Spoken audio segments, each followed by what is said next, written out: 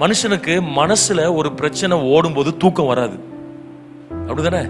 மனதை ஒன்று அரித்து கொண்டிருக்கும் பொழுது அது முதல்ல நம்மளை டிஸ்டர்ப் பண்ற இடம் எதுனா ஸ்லீப். பிசாசு அங்கதான் கை வைப்பான். தூக்கம் வரலன்னா நிறைய சிந்திப்போம்.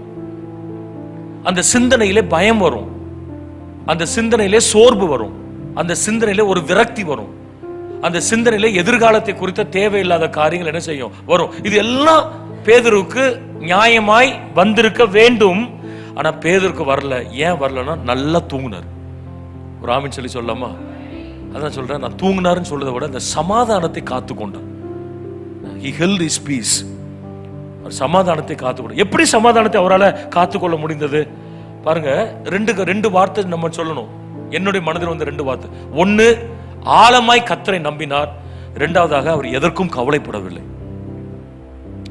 பேதுரு நினைச்சாரு, இந்த ஆண்டவர் காப்பாற்றணும்னு நினைச்சாருன்னா எப்படினாலும் காப்பாத்துவார். இல்ல நான் இப்படிதான் மரிக்கணும்னு திட்டம் வச்சிருந்தாருன்னா நான் என்ன செய்ய மாட்டேன், நான் கவலைப்பட போறதில்லை. ஒரு மனிதனுக்கு கவலை இன்மையும் கர்த்தர் மேல் வைக்கிற நம்பிக்கையும் மிக மிக பிரதானமானது. Trusting God and worryless life, இந்த ரெண்டும் ரொம்ப முக்கியமானது. நீங்க ஆண்டவரை நம்பல, கவலைப்படுறீங்க அப்படின்னா நீங்க நல்ல கிறிஸ்தவன் இல்லைன்னு அர்த்தம். என்ன கவலைப்படுகிறதுனால் எவன் தன் சரீர அளவோடு ஒரு முழத்தை கூட்டுவான். ஆகையால் எண்ணத்தை உண்போம், எண்ணத்தை புசிப்போம், எண்ணத்தை குடிப்போம், இது சொல்லப்பட்டிருக்கிறது. எங்கே வேலை பார்ப்போம், எப்படி இது நடக்கும், இந்த வியாதி எப்படி சரியாகும், இந்த கடன் பிரச்சனை எப்படி மாறும் என்று நீங்கள் கவலைப்படாதிருங்கள். இவைகள் எல்லாம் உங்களுக்கு தேவை என்பதே உங்கள் பரமபிதா என்ன செய்திருக்கிறார்.